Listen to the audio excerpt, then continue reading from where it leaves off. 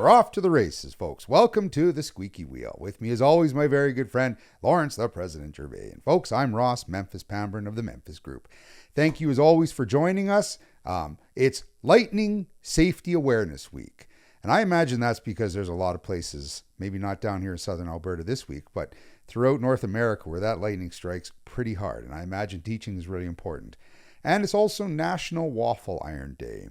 Now, Lawrence, I honestly don't even know what may be involved in that. Does that mean that this is the day that you should really clean your waffle iron, praise your waffle iron, use your waffle iron?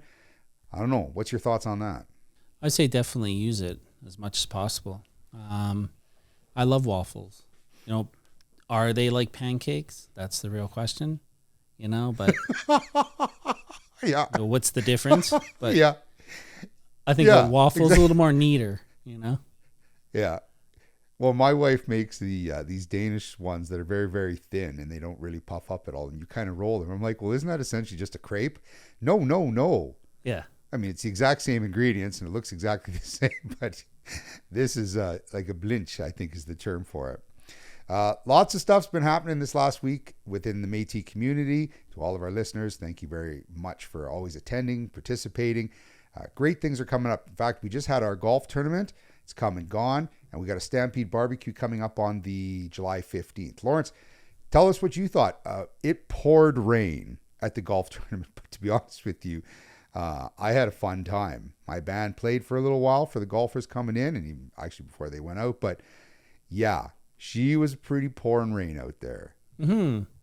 Yeah, I mean, I think you were one of the 5 that complained. I think the other 50 thought it was okay. But everybody else thought it was okay. Yeah, we managed to get her done. I think we did about 10 holes, 10 out of the 18 anyways. So it wasn't too much of an impact. And then we ate and gave prizes, and it was fun. It was great. You know, we had great sponsors, you know, and ATCO being one of those big sponsors that came through for us. They're, you know, such great contributors to our community. And that family has done a lot for Alberta and our nation in a lot of the programs that they've built. The Stampede barbecue is going to be great. I think it's starting probably around 11 o'clock. Isn't that right on the Friday? Yeah, we'll probably run it from 11 till 2, which is, you know, a little bit different. In the past, we've always done a Stampede breakfast, but we think, you know, a barbecue is a little more appropriate, and we actually got a very high number doing a barbecue. So, yeah. Well, and to be honest with you, Lawrence, here, actually, I think it's Sunshine is running their ski hill starting Thursday for 6 days. They haven't done that, or I think something like they haven't done that in 100 years, which means the mountains haven't had that kind of snow. They haven't had that longevity where they're so late in the season. For all I know, that snow is going to be up there until next year. And maybe this is part of where that freeze kind of happens again. But, you know, having a pancake breakfast nowadays, it's still only 9 degrees in the morning.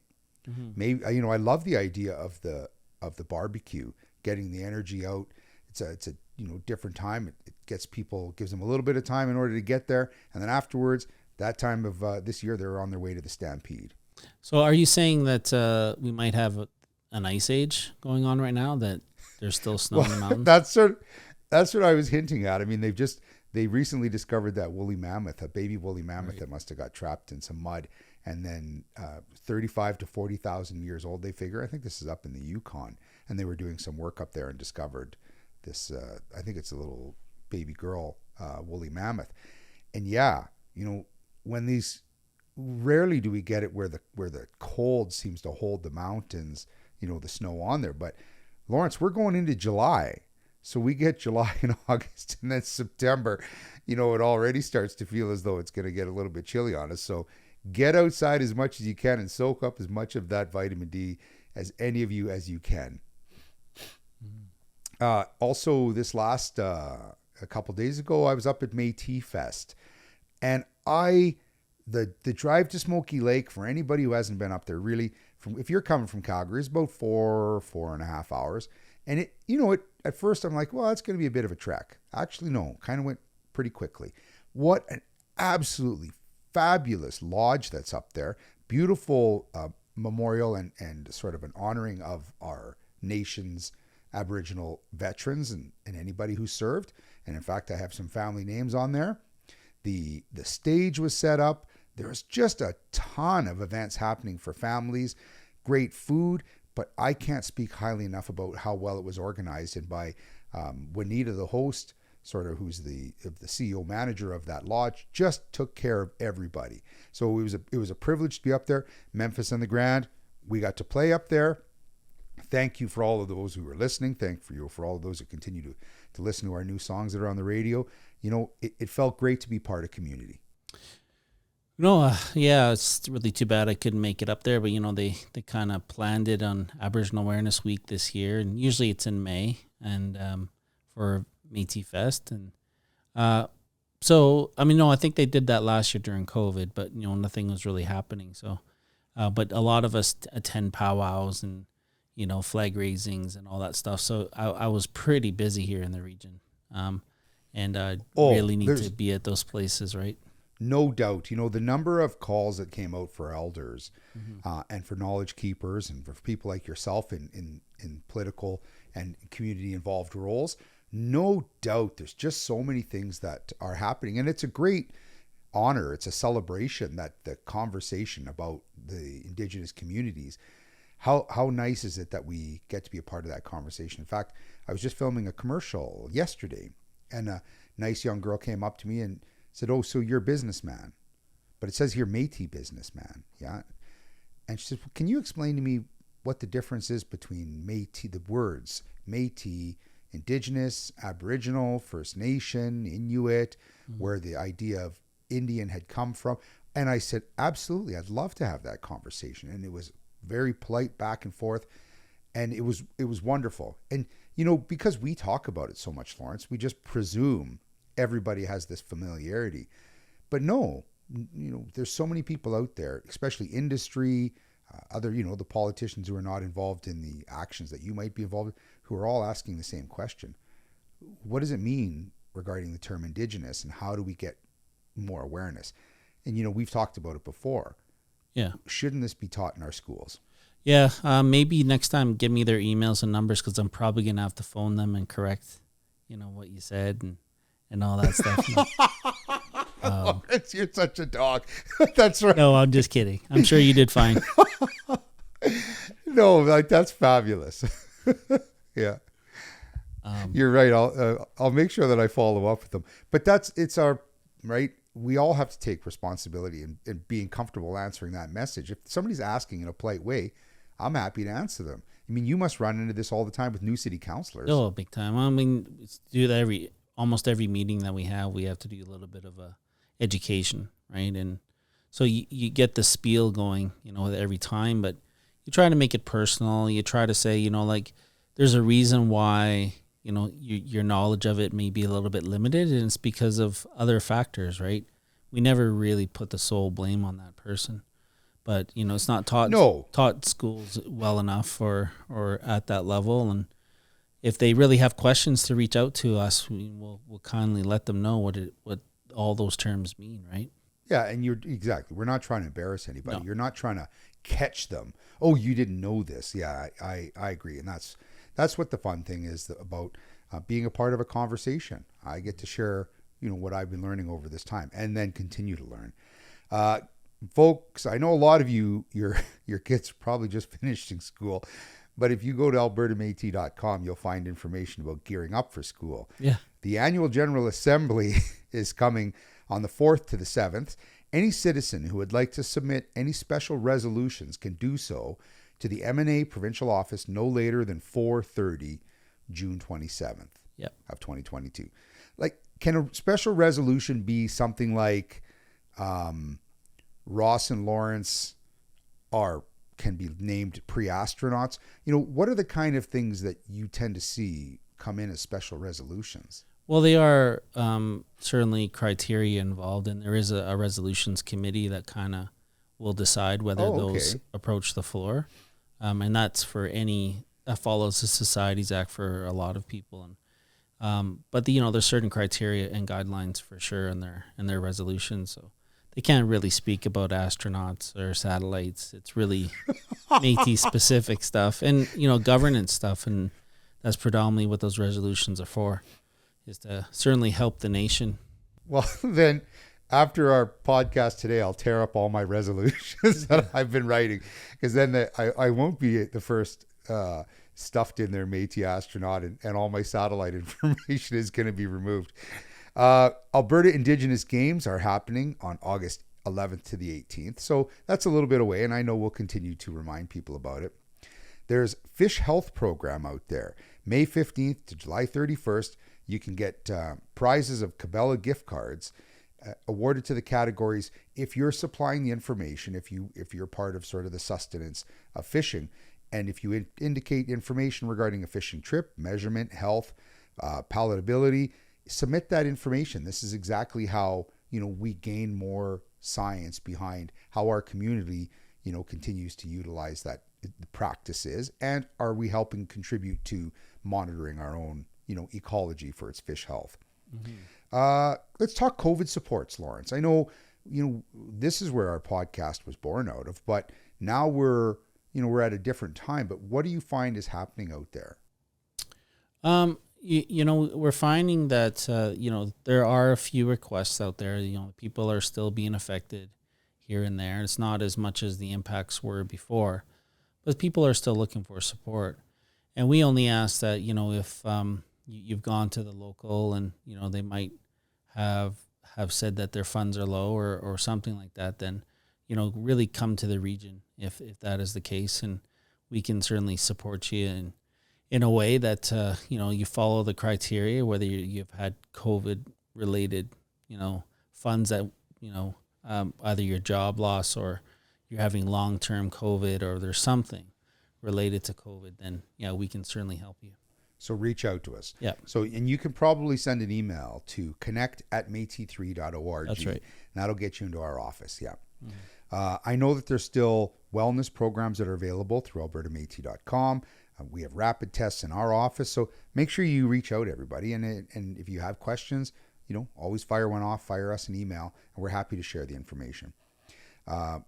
Unbeknownst to you, Lawrence, Olivia and Noah are the top baby names, which from what I understand were last year's baby names as well. What I could suggest to everybody out there is Lawrence and Ross are wonderful names for babies, whether it's a boy or a girl. You can change them around. I'm pretty sure even dogs and cats and other animals. I think Lawrence and Ross are great names. Mm-hmm. Yeah, I mean, if I had an opportunity to change my name, I would probably be Olivier or something like that. Yeah. If it's not too late, we're going to be two Lawrences on this show. Well, if I change my middle name to Olivier, Lawrence Olivier sounds cool. Gervais. Oh, that's right. There you go. And everything's just going to get more confusing. Okay, I'm going to be Ross, Lawrence, Noah, Olivia. That's going to be my plan. How did we ever get to be actually people that somebody might listen to, Lawrence, based on our unusual ideas and banter? Rupertsland Institute is excited to present Get Ahead of Your Future 2022. It's a one-day event. I'm going to be reminding everybody and students of this one as we move forward through the summer, because registration's open on September 1st. There's even transportation that's available for youth to explore career paths. So always keep as well, if you follow albertametis.com, follow the links and or go to Rupertsland Institute online and see what all the programs are that are available. Now, in a couple of challenging conversations, Lawrence, we have a Cree Dene woman says she's the victim of religious discrimination after, I don't want to get hate mail from CNRL, but it was CNRL banned her for smudging while staying at their camp in an oil sands company. Now, from what I understand, she was, smudging in her room, and then there's a smell that sort of comes out, and she'd sort of have the door open. And I mean, it's hard to explain to people how important or private this action can be. How do we work with our industry partners? I think they've said, well, there's a smoking area and you could go out and smudge there. But then all of a sudden it's like, well, yeah, you're sort of flicked into the ashtray area where you're performing this. How do we share a conversation and find an area that's safe and suitable I can't be the judge here. I'm not exactly too sure about how everything went down, but being a firefighter, we also are aware of the fact that, lighting things in your room can have consequences too. So I think we need to come up with a strategy so that these cultural allowances are being, supported. Yeah. I'm in that realm of if she's wanting to express her, spirituality, there should be a place for that. And CNRL should be cognizant that, this is that day and age where they should have those things in place. I mean, we have elder rooms, with inside hospitals, and they have smudge rooms, or women's shelters or things like that, like where they're needed. And maybe she's just having a stressful day, and where would she be able to do that or go? Number one. Yeah. Right. And they should be able to create a safe space for her to do that rather than, no, your job's done, see you later. That's probably not the right thing to do, but Yeah, I agree. I don't like when somebody all of a sudden grasps. Mm-hmm. Maybe they felt they've done something wrong and they grasp it. Well, I did this because this is a religious reason. Based on what I read in this situation, it seems more like this was a practice that she was trying to identify was important to her. Yeah. And not an allowance was being created. And I guess that just continues to go back to how do we educate people that, these were practices that are very important to a culture. So we need to work together. Maybe there's an opportunity for somebody to say, tell you what, let's pick a date that we can revisit this. Here's what we can offer for now. It does need to be discussed, and perhaps we can all gain a little bit more awareness so we can come up with a suitable solution. Yeah. You pray that somebody's not just using it as a way to fire somebody or to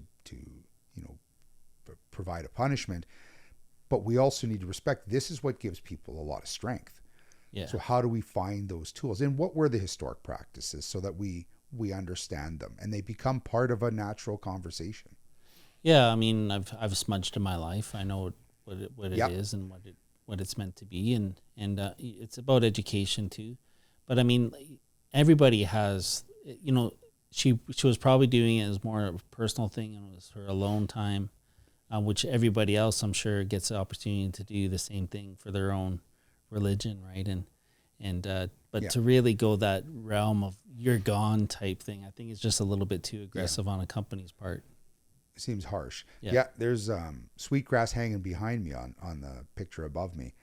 Always like to keep it handy because I know Dad and I, when we attend events, we'll often smudge. And, and it took me a long time at first to understand how or why or what, but you come to realize that this was a historic practice, and this allows you to create a bit of cleansing and then to try and let the stresses go and realize that this has brought you back. And, the smell of sweetgrass when it gives off that bit of a scent is just a great energy. Mm-hmm.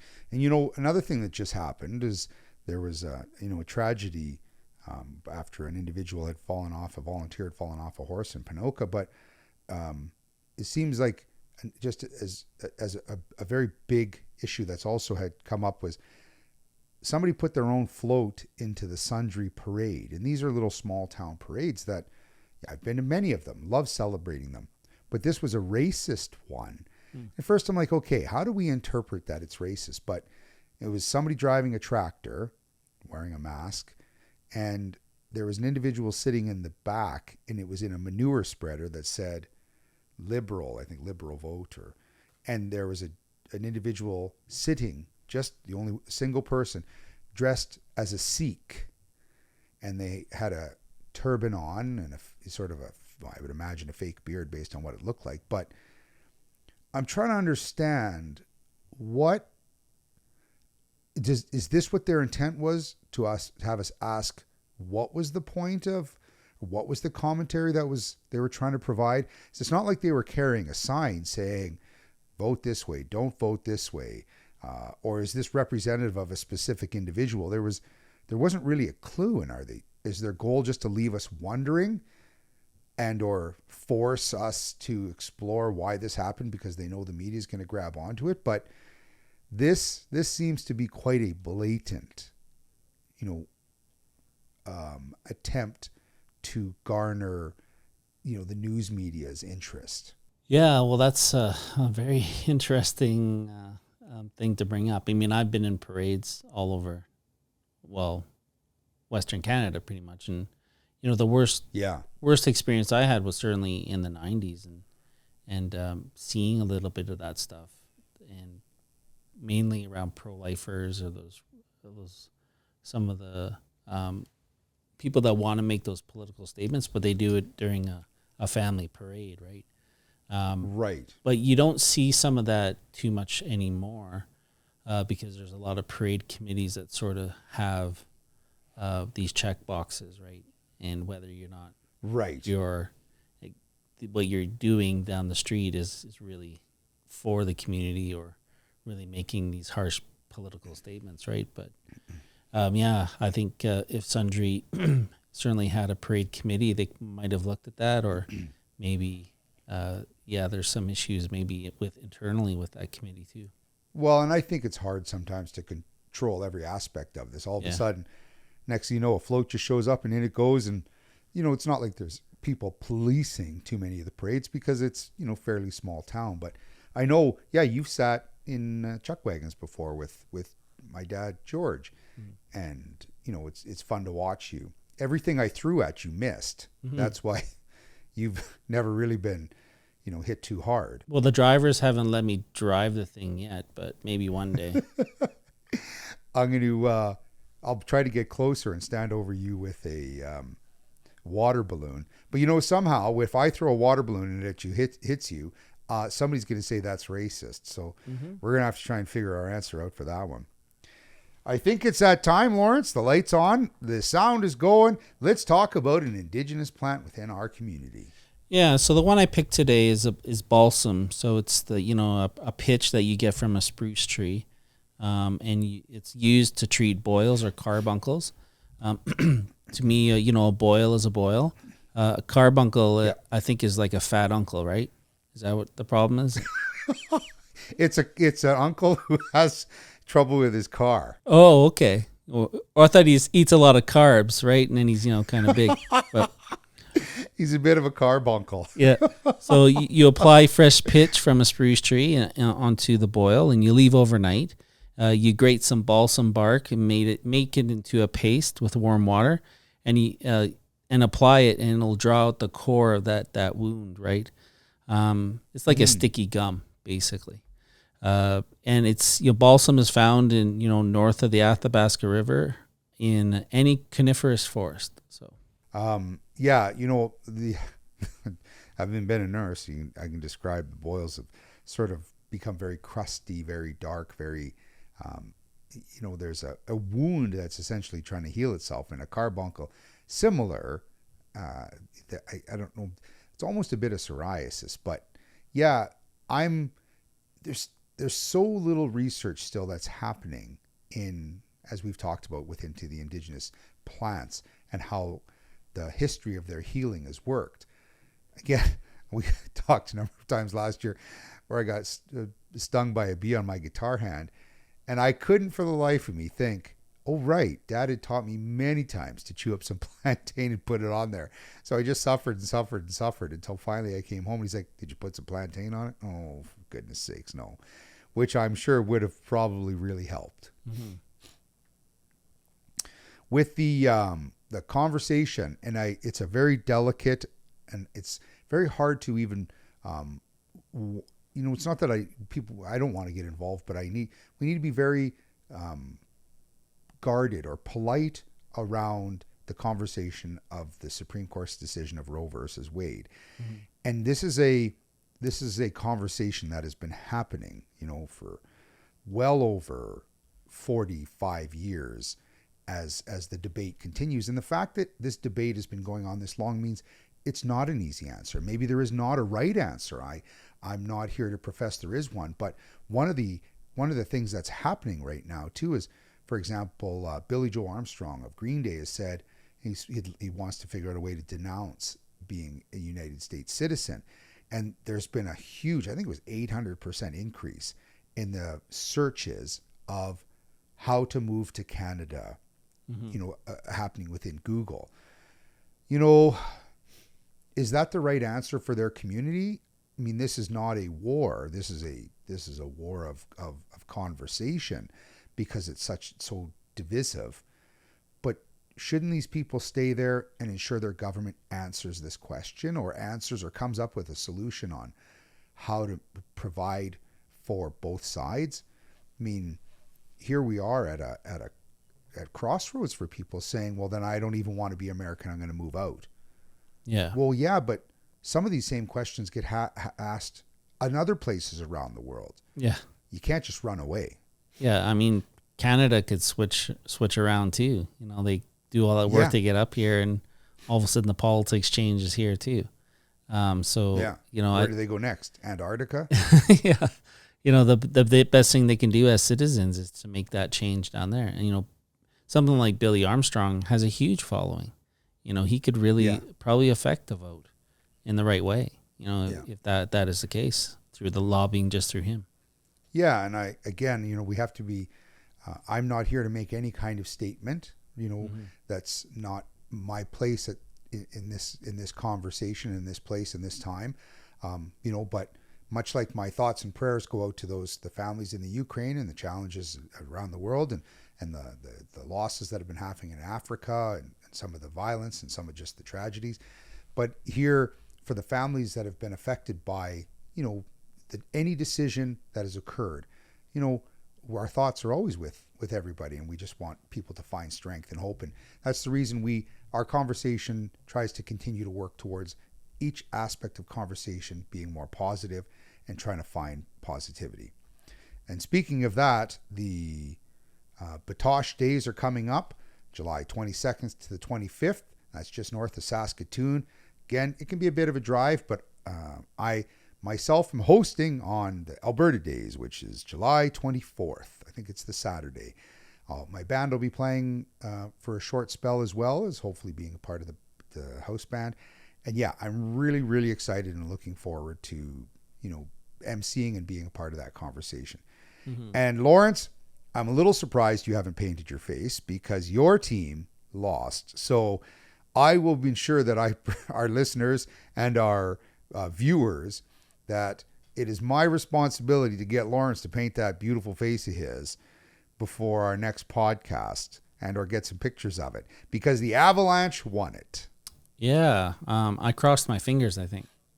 So I don't think it counted. Is that how you're suggesting you got out of it? It's because on our show you had your fingers crossed. Lawrence, well played. I don't care. Somehow, or I will hold you down at some meeting, and hopefully it's right when you're going into some important city or some provincial or federal meeting, and I'm going to paint your face. Mm-hmm. So that's exactly what's going to be coming your way. Lawrence, help us close out the show today. Yeah, so I want to thank everybody for being here today, and what a fantastic Aboriginal Awareness Week, I think, for all of us. And it was so nice for me to see our First Nation cousins again, and sit down with them and chat with them, and it was kind of nice to do that, and see the elders once more, and all those wonderful things that we do share on this land. And it was nice to sit down with them and speak a little Blackfoot, and my Blackfoot is only a few sentences, but I always try to get these pronunciations right, even with the nations, and it was just an exciting thing. I bought a ribbon dress for the little girl, and hopefully when we get to this new powwow on Canada Day for Calgary, that's coming up, and I'll be in the grand entry there, and so we're pretty excited about that. Thank you for everybody who participated and contributed and or had your thoughts in a positive way about in Aboriginal Week, Indigenous Week. Thank you for everybody who participated at Metisfest. Look Lawrence and I up on LinkedIn. You can find our profiles. It's pretty easy. If you don't mind, folks, look up the band Memphis and the Grande. Follow us on our socials. Make sure you continue to send emails our way. tsw@ or ross@ or lawrence@ thesqueakywheel.ca. From everybody behind the scenes, again, from all of us and for all your families, best wishes, and everyone, keep the wheel squeaking. The Squeaky Wheel is brought to you by the Squeaky Wheel Company. Co-hosted by the President, Lawrence Gervais, from M&A Region 3, and the Captain, Ross, Memphis, Pambrun. Our program is broadcast from Calgary, in Region 3 of the Métis Nation of Alberta, which is part of the historic Métis Nation homeland. We also acknowledge these lands are the traditional territories of Treaty 7, Blackfoot Confederacy, Siksika, Kainai, Piikani, Tsuut'ina, and Stoney Nakoda, with whom we share this land on the basis of our historical and ongoing relationships. You can always reach us for comment about our programming by email at tsw@thesqueakywheel.ca or find us on our website, www.squeakywheel.ca, and our socials. For our comments, it is our focus to recognize all of our First Nations and Indigenous friends, share connection with Métis settlements, and listen to and show respect to our Métis brothers and sisters and families. Here at the Squeaky Wheel, we give thanks to our elders for their guidance and to Mother Earth for her time she allows us to be here and share her bounty. From all of us at the Squeaky Wheel, Tansi.